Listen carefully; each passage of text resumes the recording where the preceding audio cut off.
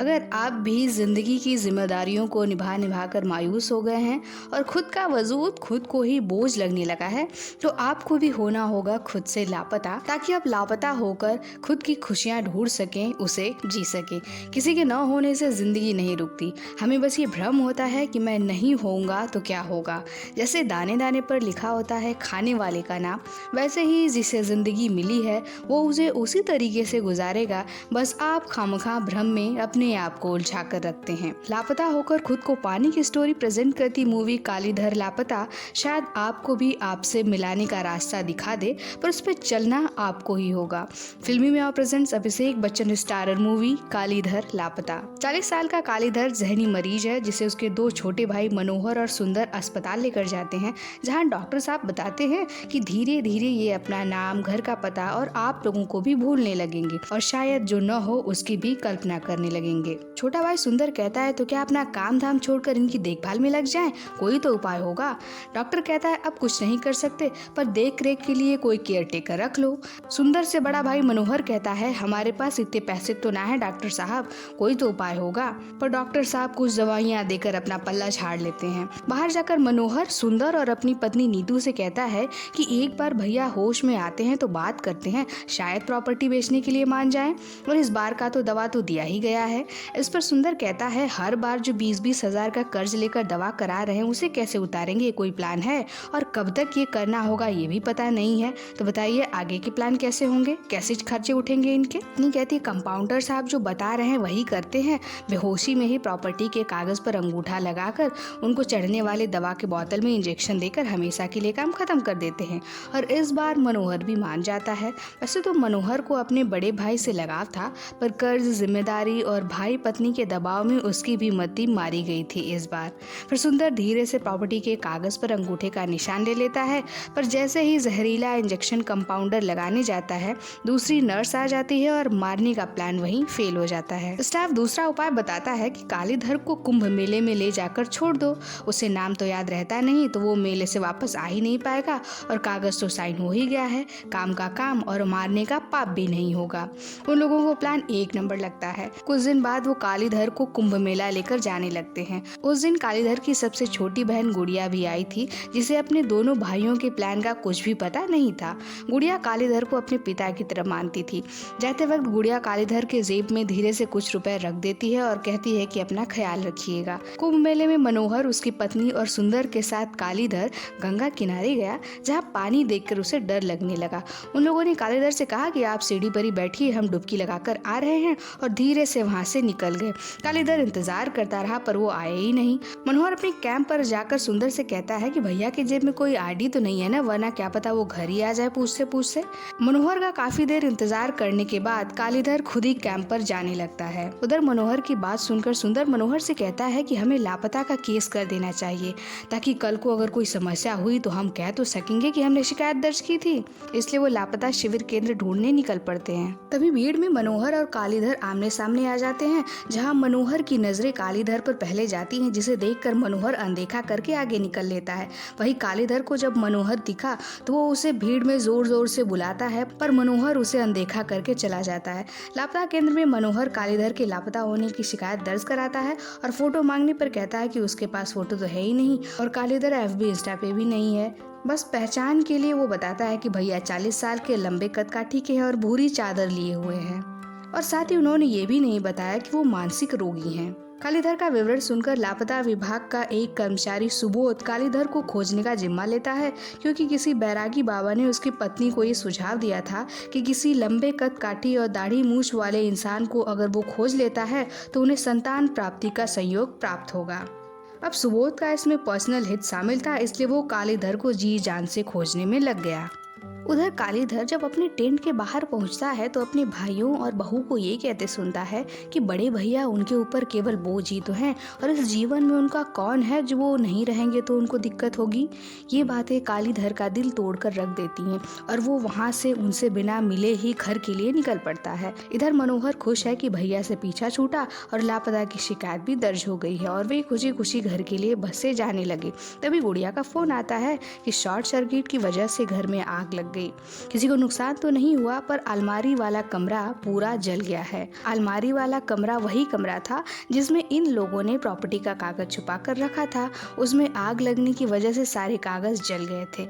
ये सुनकर सुंदर और बहू के ऊपर तो बिजली गिर गई, लेकिन मनोहर के दिमाग में आता है कि इसका मतलब है अब हमें सच में कालीधर भैया को खोजना पड़ेगा। गांव का पड़ोसी जो कालीधर का दोस्त था आग लगने पर हालचाल पूछने आता है तो पता चलता है कि कालीधर कुंभ मेला गया है। वो कहता है कि ऐसी हालत में कुंभ क्यों लगे कालीधर को। तो गुड़िया कहती है कि मैंने भी मना किया था, पर मेरी बात यहाँ कौन सुनता है। और अब सुंदर भैया बता रहे हैं कि काली भैया कहीं खो गए हैं मेले में। तभी पड़ोसी ने जले कागजों के ढेर में अजले प्रॉपर्टी के कागज को देखा और उसे सब कहानी समझ आ गई। उधर काली के पास पूरा किराया नहीं था, तो बस से उसे भोजपुर बीच रास्ते में ही उतरना पड़ा। रात काफी थी, इसलिए काली वहीं शिव मंदिर के बाहर चप्पल को सिरहाने रखकर पत्थर पर सो गया। सुबह मंदिर में हमें बल्लू नाम का लड़का मिलता है जो अनाथ है और वहाँ के पुजारी द्वारा लाया गया था, जो मंदिर परिसर में ही रहता है, वहाँ काम करता है और ऐसे ही उसका लालन पालन होता है। बल्लू काली के पास जाकर उसे जगाता है और कहता है कि ये मेरी जगह है, तुम कहीं और जाओ। कालीधर कहता है तुम्हारा नाम लिखा है क्या? तो बल्लू पत्थर पर उकेरे उसके नाम बल्लू को दिखाता है। इसे देखकर काली की सारी उदासी खुशी में बदल जाती है। बल्लू के नटखटपने से काली खुश हो गया, पर तभी रात की बातें याद आते ही कालीधर की सारी खुशी गुम हो गई। काली को एहसास हो गया था कि अब उसका इस दुनिया में कोई नहीं है, ना ही घर जाने की कोई वजह या पैसा। वो समझ गया था कि उसे काम करके अपना गुजारा करना पड़ेगा, इसलिए काली मंदिर के भंडारे से खाना खाता है और भंडारे के सारे बर्तन धुलने लगता है, जिसे देखकर बल्लू ताने मारते हुए कहता है कि पहले तो उसने बल्लू की जगह ले ली, अब काम भी। पर कोई बात नहीं, बल्लू के पास बहुत सारे काम हैं। अगले दिन काली एक ढाबे पे जाता है जहाँ बल्लू भी चाय पीने जाता है। काली बिरयानी खाने को मांगता है तो वहाँ का छोटू 100 रुपए मांगता है। काली बताता है कि उसके पास पैसे तो नहीं है, पर वो बदले में बर्तन धो देगा। ये सुनकर बल्लू छोटू को वार्न करते हुए कहता है कि ये आदमी तुम्हारी नौकरी खा जाएगा छोटू भाई, बच के रहना। इसलिए छोटू बिरयानी पैसे से ही देने को कहकर उसे वहाँ से चले जाने को कहता है। गाँव में कर्जदार पैसे लेने आते हैं तो मनोहर और सुंदर कहते हैं कि भैया प्रॉपर्टी बेचने को तैयार है, एक बार वो मिल जाएंगे तो आपका सारा पैसा हम चुका देंगे। ये बात सुनकर गुड़िया हैरान हो जाती है, और जब ये बात पड़ोसी दोस्त को पता चलती है तो वो पंचायत में कहता है कि काली ने उससे पैसे उधार लिए थे, इसलिए अपना घर और खेत मेरे यहाँ गिरवी रखा था। अब जो कि वो नहीं है तो सब कुछ मेरा हुआ। सुंदर कहता है जाने से पहले भैया ने प्रॉपर्टी हमारे नाम कर दी थी। पड़ोसी कहता है ऐसे कैसे? क्या उसे पता था कि वो खो जाएगा मेले में? क्या कहीं तुम लोगों की कोई साजिश तो नहीं है? इसलिए काली को तुम लोग ले आओ, वो खुद बताएगा कि जमीन किसकी है। बिरयानी के चक्कर में भंडारे का भी खाना खत्म हो गया। अब काली को पूरे दिन और रात भूखे रहना पड़ेगा। उधर सुंदर सुबोध को अपने घर बुलाता है और काली को खोजने को बोलता है। सुबोध कहता है आपने ये क्यों नहीं बताया कि वो जहनी मरीज हैं और उस दिन फोटो नहीं दी, पर आज दे रहे हो। मुझे सब समझ आ रहा है कि जब जमीन की बात फंस गई तो अब उन्हें खोज रहे हो। बहू कहती है हमें इस समस्या से निकाल दीजिए, आपको जो पैसे चाहिए हम देंगे। रात में काली जब भूखे पेट सो जाता है तो बल्लू को उस पर दया आती है और वो उसे कागज में कुछ दाने उसके बगल में रख जाता है। अगले दिन काली खूब मेहनत करता है, मंदिर में झाड़ू लगाना, बर्तन धुलना, मंदिर आए यात्रियों का सामान ढोना वगैरह वगैरह, और इन सब से उसे 100 रुपए मिले। तो वो फिर ढाबे पर गया और बिरयानी का बोला। छोटू बिरयानी लाया, पर 100 की नोट थोड़ी फटी थी तो छोटू बिरयानी फिर वापस लेकर चला गया। भंडारे का खाना चेक करने के लिए एक ऑफिसर पुजारी के भेष में आता है और बल्लू गवाही में सच बोलता है कि पंडित जी चोरी करते हैं अनाज की और मिलावट तो खुलेआम करते हैं, इसलिए पंडित जी पर कमेटी बैठा दी गई। अब नाराज पंडित जी बल्लू को मंदिर से भगा देते हैं कि मेरा ही दिया खाना खाता है और मेरी ही बुराई करता है। तेरे माँ बाप ने 4 दिन के बाद तुझे अनाथ मंदिर की सीढ़ियों पर छोड़ दिया, पर मैंने तेरी परवरिश की, तुझे जीवन दान दिया और तूने मुझे ही फंसा दिया। काफी देर बाद काली आश्रम के मास्टर जी के पास जाता है तो मास्टर जी बताते हैं कि बल्लू ने आश्रम छोड़ दिया है और वो इस समय शायद नदी किनारे होगा। काली नदी किनारे जाता है जहाँ बल्लू बैठा होता है। काली उसके बगल में बैठकर कहता है तुम्हें डर नहीं लगा? बल्लू कहता है डर क्यों? काली कहता है यही कि कहाँ रहोगे, क्या खाओगे? बल्लू कहता है रहने के लिए कितना जगह है और खाने का क्या है, कहीं न कहीं से मिल ही जाएगा, जैसे तुम अभी मेरे लिए समोसे लेकर आए हो। काली उसे समोसे देता है। बल्लू कहता है तुम्हारा नाम बहुत बड़ा है, आज से तुम्हारा नाम केडी होगा। और इस तरह दोनों दोस्त हो जाते हैं। काली बहुत जगह काम करने जाता है पर उसका एक हाथ हिलता है जिस वजह से वो काम नहीं कर पा रहा था। उधर सुबोध लापता का पोस्टर लेकर काली को खोजते खोजते पता लगा लेता है कि काली भोजपुरी उतर गया था। काली और बल्लू अब खुले आसमान में सोते और दिन भर मेहनत करते और खुश रहते। एक दिन रात में काली अकेले बैठा सोचकर रो रहा था कि जो तुमसे इतना प्यार करे तुम उसे बोझ कैसे समझ लेते हो। अपने भाई बहन के लिए कितना कुछ किया पर उन्होंने मुझे छोड़ दिया। बल्लू कहता है हर रिश्ते की एक्सपायरी डेट होती है, अब से वो करो जो तुम्हारा मन करे। अगली सुबह एक पेड़ के नीचे वो बोरे जोड़कर टेंट जैसा घर बना रहे थे तो बल्लू कहता है तुम्हें जो कुछ पसंद है, जो करने का मन हो वो करते हैं।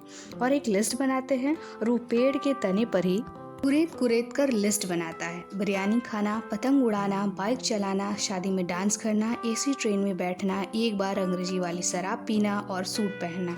बल्लू कहता है और बताओ। काली कहता है सब आज ही लिख लोगे? और कितना लिखोगे? बल्लू कहता है जब तक जिंदगी है और पेड़ में जगह खाली है ख्वाहिश लिखते रहो और पूरी करते रहो। बल्लू कहता है पढ़ने लिखने नहीं आता तो पहले तुम्हें तो वो सीखना होगा और मैं तुम्हें वो सिखा दूंगा, तो तुम उसकी चिंता मत करो।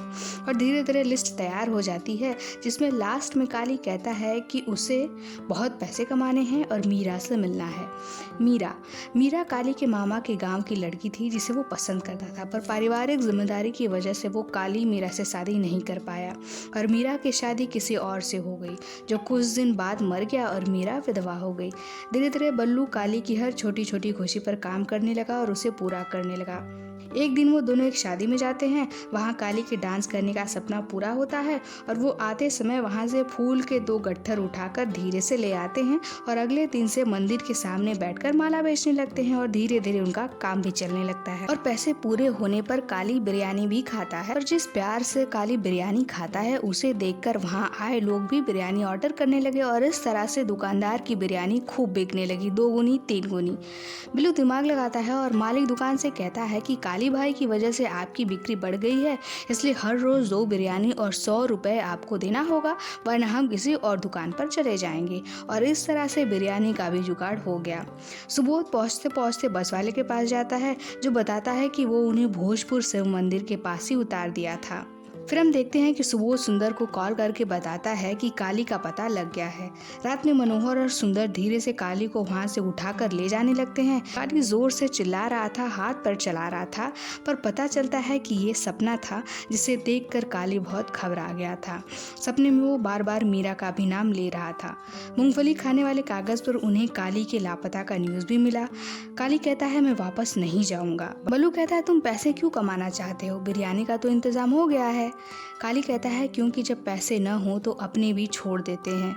बल्लू के मास्टर जी बल्लू को कुंभ मेले में नौटंकी में भाग लेने को कहते हैं।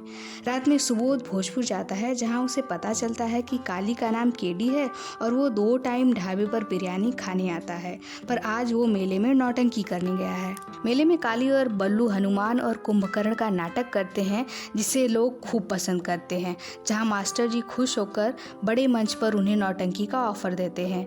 अंधेरी रात में काली को कुंभकर्ण के ड्रेस में देखकर लोग डर जा रहे थे, तो काली एंड बल्लू खूब मजे लेते हुए सभी को डराते डराते पैदल अपने ठिकाने पर जा रहे थे। तभी रास्ते में सुबोध मिल जाता है जो उनके बदले हुलिये की वजह से उनको नहीं पहचानता और कालीधर लापता का पोस्टर कालीधर को ही दिखाकर पूछ रहा था कि क्या आपने इन्हें कहीं देखा है। अपने लापता होने का पोस्टर देखकर काली उदास हो जाता है क्योंकि वो वापस नहीं जाना चाहता था। उदास काली का चेहरा देखकर बल्लू झट से झूठ बोलते हुए कहता है कि हाँ ये यहीं रहते थे पर सुबह ही उज्जैन के लिए निकल गए, और वो दोनों वहाँ से फिर निकल जाते हैं। काली लापता की रिपोर्ट देखकर डिस्टर्ब होने लगा। इस पर बल्लू उसे समझाता है कि तुम्हारा मन न करे तो मत जाना, कोई तुम्हें जबरदस्ती थोड़ी लेके जाएगा तुम्हारी मर्जी के बिना। अगले दिन वो राजघाट नौटंकी के लिए जाते हैं, पर रास्ते में भी पोस्टर देखकर काली परेशान ही हो रहा था, पर उसे किसी तरह बहला फुसला कर बल्लू सुला देता है। रात में सुबोध काली के ठिकाने पर पहुंच जाता है जहाँ उसे कुंभकर्ण वाले ड्रेस में काली का फोटो मिलता है, जिसे देखकर सुबोध एहसास करता है कि काली खुद घर नहीं जाना चाहता। सुबह में बल्लू काली को नदी किनारे पानी में डुबकी लगाने की जबरदस्ती करने लगता है ताकि वो उसके पानी के डर को खत्म कर सके, पर काली नदी में जा ही नहीं रहा था। एक्चुअली काली की माँ जब मर गई थी तो उनकी अस्थियों को नदी में बहाते समय उसके पिता पानी में बेहोश होकर डूबकर मर जाते हैं और बगल में खड़ा काली उन्हें बचाने की कोशिश तो करता है पर वो नहीं बच पाते और एक ही दिन वो अनाथ हो जाता है। और उस छोटे कालीधर के ऊपर उससे 2 छोटे भाई मनोहर और सुंदर और सबसे छोटी बहन गुड़िया का भार आ जाता है। उनको पढ़ाने लिखाने परवरिश वगैरह के कारण काली अपने सपने मार देता है और जैसे उन्हें अपना बच्चा समझकर पूरा जीवन दांव पर लगा देता है, यहाँ तक कि मीरा से शादी भी नहीं करता।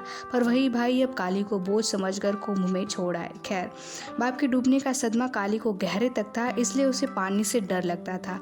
गुस्से में काली बल्लू को डांट देता है कि वो बल्लू की तरह अनाथ नहीं है, उसका परिवार है जिसकी जिम्मेदारी है उस पर। अनाथ वाली बात सुनकर बल्लू दुखी हो जाता है और नाराज होकर वहाँ से चला जाता है। जब काली को एहसास होता है तो वो बल्लू के पास जाता है और उससे माफ़ी मांगता है और सारी बात बताता है, इसलिए बल्लू उसे माफ़ कर देता है। रात में वो नाटक मंच पर जाते हैं जहाँ मास्टर जी काली से अकेले में कहते हैं कि जांच अधिकारी बल्लू को आगे पढ़ाना चाह रहे हैं, उसे जाने दीजिए। पर काली कहता है मैं उसके माँ बाप जैसा हूँ, उसे अकेला नहीं छोड़ूंगा। माँ बाप अपने बच्चों को अपने से दूर नहीं करते हैं और बल्लू मेरे साथ ही रहेगा, वो कभी मुझे छोड़कर नहीं जाएगा। मास्टर जी कहते हैं मुझे पता है कि वो आपके बिना नहीं रहेगा, इसलिए आपको ही उससे दूर करना होगा। पर बल्लू को खुद से दूर करने की बात काली के दिल में लग गई। उसे ऐसा लग रहा था जैसे बल्लू उसका एक अभिन्न हिस्सा है जिसे वो अलग कर ही नहीं पाएगा। बड़े मंच पर नौटंकी वालों को काली का रोल नहीं जचा, इसलिए उन्होंने रोल देने से मना कर दिया। काली बल्लू के जाने की बात से दुखी था, पर बल्लू को लगा कि वो रोल न मिलने की वजह से परेशान है, इसलिए बल्लू को एक आइडिया आता है। वो शराब दुकान जाकर अंग्रेजी शराब मांगता है, पर दुकानदार उसे डांट कर भगा देता है। तभी बल्लू देखता है कि वहाँ एक आदमी पूरा एक कार्टून ही शराब का लिए जा रहा था। बल्लू ने कार्टून उठाकर उस आदमी की मदद की। बदले में आदमी ने पैसा दिया तो बल्लू ने कहानी सुनाते हुए कहा कि मेरे दादा जिसे पसंद करते थे वो मेले में दिख गई उन्हें, अब वो बहुत रो रहे हैं, उनका दिल बहुत उदास है, उनका दिल बहुत टूटा हुआ है, तो क्या उनका गम कम करने के लिए 1 बोतल शराब दे सकते हैं। आदमी कहानी सुनकर 1 बोतल अंग्रेजी शराब बल्लू को दे देता है। बल्लू उसे जब काली को देता है तो काली उससे पैसे का पूछता है।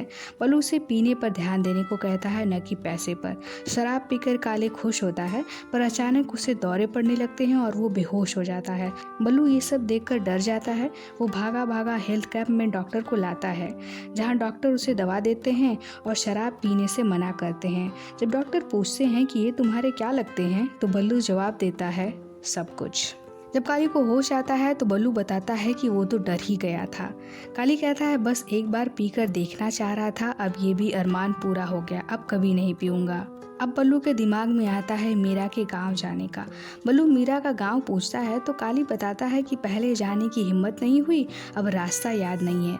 बल्लू कहता है मामा के गांव का नाम बताओ, बाकी मैं देख लूँगा। फिर बल्लू काली के लिए एक सूट लेता है। सूट पहनकर काली और बल्लू मीरा के गाँव पहुँचकर पूछते पूछते मीरा के घर जाते हैं, जहाँ मीरा को बहुत दिन बाद देखकर दोनों एक दूसरे को देखते ही रह जाते हैं। मीरा अकेली एक बच्ची के साथ गांव में रहती थी जो उसे दीदी कहकर बुलाती थी। काली मीरा से उसे छोड़कर जाने के लिए माफ़ी मांगता है तो मीरा कहती है कि मुझे तुम्हारी मजबूरी का पता था। मीरा कहती है कि वो उसका काफ़ी दिनों तक इंतज़ार करती है। मीरा फिर उससे पूछती है कि वो उसके लिए क्या बनाए, तो काली कहता है बिरयानी। एक्चुअली मीरा बिरयानी बहुत अच्छा बनाती थी और एक दिन काली किसी फंक्शन में मीरा के हाथों बनी टेस्टी बिरयानी खाता है और धीरे धीरे उनसे बातचीत होने लगती है और वे दोनों प्यार करने लगते हैं। बात शादी तक जाती है, पर मनोहर शादी से पहले ही बाप बनने वाला था, इसलिए वो सारी चीज़ें संभालने के लिए काली शादी से मना कर देता है। मीरा काफ़ी दिनों तक काली का इंतज़ार करती है, पर जिम्मेदारियों में उलझा काली वापस नहीं आता और मीरा की शादी कहीं और हो जाती है। बल्लू काली के मेंटल प्रॉब्लम के बारे में भी मीरा को बताता है। मीरा अकेले में काली से पूछती है कि कब तक ऐसे भागोगे और बल्लू को भी अपने साथ भगाओगे। काली कहता है वो मेरे साथ खुश है। मीरा कहती है तुम्हारे बाद क्या होगा उसका, उसकी पूरी ज़िंदगी है, क्या उसके बारे में तुमने कभी सोचा। जिसका जाना ज़रूरी है उसे जाने देना भी प्यार ही होता है, उसे जाने दो। 2-3 दिन रहने के बाद काली और बल्लू वहाँ से निकलकर वापस चले जाते हैं। काली बहुत उदास था। बस स्टॉप पे काली बल्लू को मास्टर जी के ऑफर के बारे में बताता है कि वो तुम्हें पढ़ाना चाहता है।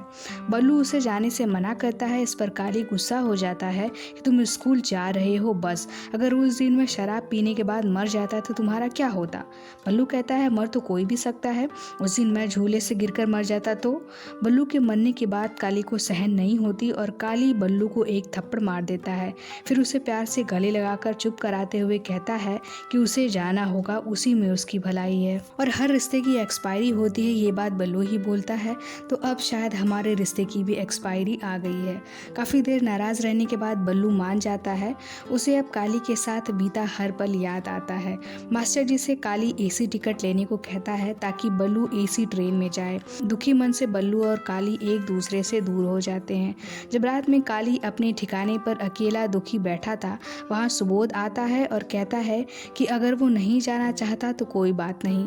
काली कहता है मन का कर लिया, अब गांव ले चलो। घर वापस आया देख सभी काली के आव भगत में लग जाते हैं। तभी काली के प्रति अपनी अपनी झूठी चिंता दिखाने लगते हैं। अगले दिन काली, उसके भाई और पड़ोसी दोस्त प्रॉपर्टी ऑफिस जाते हैं, जहां पड़ोसी मित्र बताता है कि प्रॉपर्टी की झूठी कहानी मैंने इसलिए बनाई ताकि तेरे नालायक भाई तुझे खोज कर वापस लेकर आए। तेरे अंगूठे का निशान मैंने देखकर ही सब समझ लिया था कि इन लोगों की क्या चाल थी। कल तुमने जैसा कागज़ बनवाने को बोला वैसा कागज़ बनवा दिया है। काली को कागज़ पर अंगूठा लगाना था तो काली अंगूठे की जगह पेन से साइन करता है, क्योंकि बल्लू ने उसे पढ़ना लिखना जो सिखा दिया था। प्रॉपर्टी बेचने के बाद ऑफिस से बाहर जाते समय गुड़िया कहती है कि भैया आप हमारे साथ चलिए। काली कहता है तुम हमारी इज्जत हो, तुम हमारी चिंता मत करो, हम ठीक हैं और हमेशा अपने लिए खड़े रहना, यहाँ कोई किसी का नहीं है। मनोहर से काली कहता है कि जो तुम लोग चाहते थे वो तो मैंने कर दिया, अब क्या चाहिए। मनोहर कहता है भैया हम आपके साथ रहना चाहते हैं, हमारे साथ घर चलिए। पर काली उन्हें छोड़कर वापस जाने लगता है। सुबोध कहता है कि अगर कोई आपकी और ख्वाहिश है तो मुझे बताइए, उसे पूरा करने में मैं आपकी मदद करूंगा। काली कहता है एक आखिरी ख्वाहिश है, गंगा नदी में डुबकी लगाना। काली गंगा नदी में खड़े होकर 3 डुबकी लगाता है और चौथी बार में वापस पानी से बाहर नहीं आता। इधर वकील घर वालों को बताता है कि कालीधर ने प्रॉपर्टी बेचने के बाद सारा पैसा 4 हिस्सों में बांट दिया। पहला हिस्सा जाएगा सारा कर्जा चुकाने में, दूसरा हिस्सा जाएगा गुड़िया को, तीसरा हिस्सा जाएगा बल्लू को और आखिरी हिस्सा। उसके बाद हम देखते हैं कि काली 4 बार डुबकी लगाता है तो वापस पानी से नहीं निकलता। फिर स्क्रीन ब्लैकआउट हो जाती है और दरवाज़ा खटखटाता है, जिसे खोलती है मीरा और सामने होता है काली, जो मीरा से कहता है कि क्या वो उसका नाटक देखने उसके साथ चलेगी। फिर हम देखते हैं कि काली मीरा को बाइक पे बिठाकर कहीं दूर ले जाता है, जहाँ ढोल वाले उनका स्वागत करते हैं और मीरा काली को गले लगाकर उसे हमेशा के लिए अपना बना लेती है। एंड मूवी यहीं हैप्पीली एंड हो जाती है, इस कंक्लूजन के साथ कि काली मनोहर और सुंदर को प्रॉपर्टी का कोई हिस्सा नहीं देता और चौथा हिस्सा वो खुद के लिए रखता है, जिसमें वो मीरा के साथ खुशी से जीवन बिता सके, क्योंकि बल्लू ने अब उसे खुद के बारे में भी सोचना सिखा दिया था। हमें भी अपनी छोटी छोटी खुशियों का लिस्ट बनाना चाहिए और उसे पूरे करते करते जीवन भर खुश रहना चाहिए। क्या हुआ जो बड़ी खुशियां नहीं मिली, पर इसका मतलब ये तो नहीं कि हम छोटी खुशियों को अपने से दूर कर दें। ये छोटी खुशियां ही कंपाउंडिंग का काम करती हैं और आगे जाकर बड़ी लगने लगती हैं।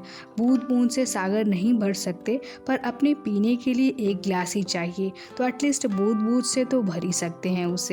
जैसे 100 सब्सक्राइबर वाले ग्लास में 93 सब्सक्राइबर, 94 सब्सक्राइबर इन्हीं बूंदों जैसे ही तो हैं, जो जल्दी ही 1000 हो जाएंगे। फिल्मी में आओ, बाय।